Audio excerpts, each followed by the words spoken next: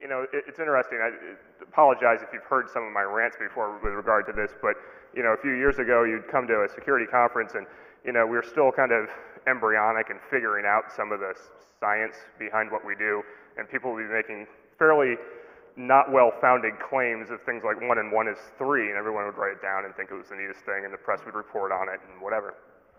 Now we're kind of in a different situation where there's a whole hell of a lot of money in what we do. You know, if you're an IT specialist working in a large corporation securing your enterprise, or if you're working at a vendor or whatever, there's a lot of money in the security industry. Turns out that it behooves us all to say things are really bad and you need to secure your stuff and you need to pay us a lot of money. Period. You know, if we didn't say that, a lot of us wouldn't be here. We'd be at some marketing conference down the street. And because of that, it's amazing how well you know, kind of camouflaged a product pitch or some kind of pitch can be under the guise of altruistic security concerns. I've been accused of maybe being a little too hippie altruistic in my life, and there are times when I kind of enjoy that. I encourage you to, there's a little hippie in all of us, so, you know, and hopefully it wasn't like conceived last night. Anyway, I think that you know, please be cynical when you're watching these talks. You know, if you go to DEF CON and you're sober enough to go to a talk there, be cynical when you watch those. And anyone in here own a Volvo P1800 or 1800 besides me and my wife? All right, that's the Swedish car I referred to at the bottom. It's this really old car that was in the old Saint TV show Roger Moore drove, not the one with Val Kilmer, Roger Moore, back when he was cool. And it's a neat little car. Mine has a hole that big in the driver's side floor pan, just to give you an idea of how bad a condition it is, but I'm slowly restoring it. Anyway, I'm going to cut to the chase because nothing you know, really annoys me more than coming to a conference and having 6 tracks and having to sit there, listen to some goofball on stage talk and wonder for the first 40 minutes, is this hour and a half going to be worth it? So I'm just going to tell you what I'm going to tell you right now in little tiny bullet points, and then you can decide. And if there needs to be an exodus, like if you think you want to go learn about, Ajax hacking or something else, I won't hold it against you. I'll just, me and the Shmoo group will beat you up in the back alley later. It's okay. Most effective way to prevent Bluetooth attacks, plain simple, turn off discoverable mode. Boop, there. I've said it. Most useful piece of Bluetooth security knowledge you'll get today. I swear to God. I'll have some demonstrations on that in a minute, but that's just the quick bullet. There is no code release today. We tried to actually make a defense kit. One thing we did a few years ago was release this thing called the Hotspot Defense Kit, which was basically a proof of concept to say, hey, there's no client-side Wi-Fi protection. All these clients are sitting in, Starbucks or wherever, and there could be rogue AP attacks going on against them, and nobody sees them. What's up, Mr. Dave? So nobody could see them. So let's, go and write some code. We'll release it under the BSD source license and hope somebody picks it up and puts it into some product or something. And we ranted and raved about it. And, the idea was it was usable, ran on OS 10. There was a little red ball or a little green ball. Green was good, red was bad. Okay, this is not complicated. And if the ball went from green to red, you should stop using the network, okay? And there'd be a little thing would pop up if you wanted to, and it could shut down your interface. And it was all whiz-bang dandy. We wanted to do the same thing with Bluetooth, and we managed to actually do what we did with Wi-Fi without having to reverse engineer anything, without having to use any crazy device-specific nonsense. We were just able to use the exposed dev interfaces that were already there. Not the case with Bluetooth. We tried experiment. It was just basically put our heads down, grind through this thing, see what we can make happen. Tried it on Windows for a goodly long time, failed. The gentleman who helped me out with this, his name is Will Davis. He's not here today, but he used to be a coworker of mine. Probably one of the best Bluetooth coders I know. He knows security. He knows how to write Bluetooth, and he wrote me the other day basically in tears. So we're not going to have a code release. We're still going to have some pragmatic defense things to do. We've got some ideas on how we're going to move forward now. Now we actually know we have to do device-specific stuff, and we're going to have to do crazy things, but I'll get into that later. And then finally, damn near every vulnerability is an implementation error. Bluetooth protocol itself, on the face of it, is okay. There haven't been major cracks found in it yet, but the protocol itself is complicated and hard to implement. How complicated is it? So this is like a Johnny Carson thing. It's complicated. How complicated is it? I should be wearing the little turban and everything. Sorry, humor here still finding traction. Aren't many Johnny Carson fans left alive, I guess. Whew. The Bluetooth stack is a lot more complicated than the typical IP Ethernet stack that we know and love. Okay, I've kind of ranted about this before. You know, the IP stack that we have has been, you know, 30 years of work on it. People are generally pretty familiar with it, and it kind of makes sense. You can look at it, and there's this nice strata. Well, at some point, you know, I've been ranting about how bad the Bluetooth stack is and how hard it is to implement. I figured, you know what? I've avoided drawing the stack because I didn't want to go through the effort, and I think I finally have to draw it myself. Like, I have to take all my PowerPoint foo and put 15 boxes on the page and call it a Bluetooth protocol stack. So I went to some of the books I have on Bluetooth, and I went to images.google and said, hey, let's search for Bluetooth stack. Well, before I show you that, let's look at some IP stacks that I found on Google. Here's an IP stack, okay? I will use my laser pointer to point flatly at this thing so it won't do anything. Woo, see, look at, I almost got it, there's a red dot. That's the OSI layers, right? And then on top of that, there's some, you know, this is actually the first hit for IP stack when you search on images.google. You got TCP, IP, you got your, you know, lower level Ethernet stuff. It boop, pops across the network, comes back up the other side. Not complicated, right? We've done this before. We've all internalized it. We have books now that don't actually have the OSI model in them because they assume we all understand this. Okay, next IP stack. A little more complicated. You know, for the application layer, we got FTP and Telnet and that kind of thing, and TCP and UDP, but it still breaks down pretty well according to the OSI model. You know, this again shouldn't look like rocket science to anyone. And you know, by and large, all these diagrams, this is the Wikipedia IP stack. Note it doesn't actually have IP on it anywhere. God bless you, Wikipedia. But this is, you know, these are the same things. It all makes sense. These don't conflict, right? There's no confliction. As a developer, I can read this and I can understand this. You have to give it to developers in little tiny chunks that are easy to digest, and the IP stack is easy to digest. Bluetooth. Okay, so here's a Bluetooth stack. I apologize if you have a hard time reading it from wherever you are. Some things to note. Let's see.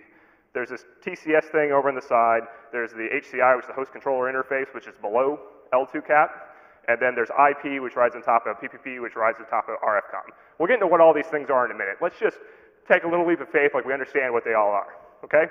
So moving to the next, that was the first hit on images.google. The second hit, now we have IP riding right on top of L2 cap, not relying on PPP, not relying on RFCOM.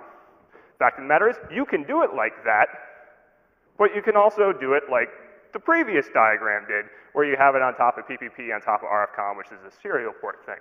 Okay, that's kind of confusing, but at least most of the other things are kind of in the same place with some admissions, and that HCI thing didn't show up, but maybe it's not that important. Okay, here's another one. This one's really blurry, and I apologize, but I really want to impress upon you the L squared cap, which is below the orange bar, which is actually the HCI layer. So that's in direct conflict with two diagrams ago where we had the HCI layer underneath L2 cat.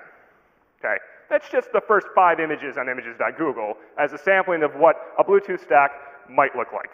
Okay, so we have left the land of deterministic computing to non-deterministic computing. That's what Bluetooth is. So this is what developers have to stare down, and this is what they have to deal with when they're trying to write Bluetooth-enabled applications. Well, that's not a good start, right? Like I said, the core protocol that hasn't been broken, but the spirits of the developers have, and that's what's important. So let's go through a crash course. I gave a Bluetooth talk here 2 years ago, and we tracked people all over BlackHat, and after the talk, someone raised their hand and said, how do I configure my Wi-Fi radio to do Bluetooth? At which point I knew I had failed, and didn't get invited back the next year. So just to be real clear, in all caps, Bluetooth is not Wi-Fi. It is in the 2.4 gigahertz spectrum, though, so it runs in the same spectrum as AO211B and G. It's a personal area networking technology. A couple other odds and ends of this slide. Pairing. Pairing is when you set up a trust relationship between two devices. You should only have to do it once between two devices. If you repair every time you connect to the device, you're doing it wrong. Just FYI. The keys that are exchanged during the pairing process are persistent across all these different connections. We'll get into attack against pairing here in a bit, but I just want everybody to at least understand this is a one-time thing between two devices.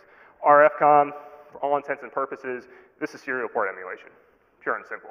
It's, you know, the same RTS, CTS, all that crap, all gets virtually emulated and sent across the wireless media. Ignoring, of course, the fact that we have all this media control stuff in Bluetooth, we have to then emulate it higher up just to make it more complicated. It was funny because I hadn't read a serial port, you know, guide and protocol spec in years until I started doing some Bluetooth work about 6 months ago on a particular device that was using some weird part of RF-COM, and I was like rereading all the RS-232 docs I had, and I scrubbed myself really good at the end of it. Apparently y'all haven't done enough serial work. Bluetooth crash course. AT commands. They're actually used. Hey, wow, there's a Wayback Machine. You remember the sound of a modem, you know, training against another modem, and you walk by and you think kind of nostalgically about that? Well, wait till you type in AT commands by hand into a shell again. Okay, you feel like it's 1995. It's actually used to control a lot of things that happen across that serial port connection. AT commands are used to talk to your earbuds, your Bluetooth earbuds. They actually send AT commands back and forth, talk to your phone, all this kind of crap. Swear to God, Hayes AT commands. You can go read them up, list them out. Discoverable mode. So here's my immense amount of OmniGraffle foo for those Mac users. It's like Vizio, but better. The idea here is you've got a device that wants to find another Bluetooth device, figure out what services are running on it. Okay, this is effectively like, you know, doing a, let's say, Wi-Fi, you know, war driving. I'm finding a device, then I'm going to run a port scan. Same type of thing that occurs here. In order to make this happen, basically the source device sends an inquiry, get an inquiry response back from a discoverable device. At the bottom you see the non-discoverable device just shuts up. Doesn't say anything. Doesn't respond with I'm not here. It just doesn't say anything. Then a page is basically a request to build a connection, get a page response. The page is done by MAC address, okay? For a device to be found, you have to do one of two things, or one of several things. One, you can do an inquiry request. You can do this, hey, let's look for a discoverable device and get the answer. That's the way normal humans would do it. As an attacker, you can do something that was, I think, first put forth by the guys at Stake, which was try every MAC address. We'll get into why that's a bad idea in a bit, but you can just start guessing MAC addresses and making these page requests, and eventually, if you get the right one, the device with the right MAC address will respond. MAC addresses are real short, right? That shouldn't take too long. And then the final thing is the service discovery. So you send a service discovery SDP, send that request out, you get a response back. It says, here's all the things that I am. Let me tell you all about myself. Blonde hair, blue eyes, I do file transfer protocol, and I like walks in the rain. There you go. Or, if you're really well-funded, you go get yourself a spectrum analyzer or a high-end Bluetooth protocol analyzer, and you just look for any traffic going on, and you figure this out all on your own. So, what's the state of the union? Just real quick. Core spec is now 2.0.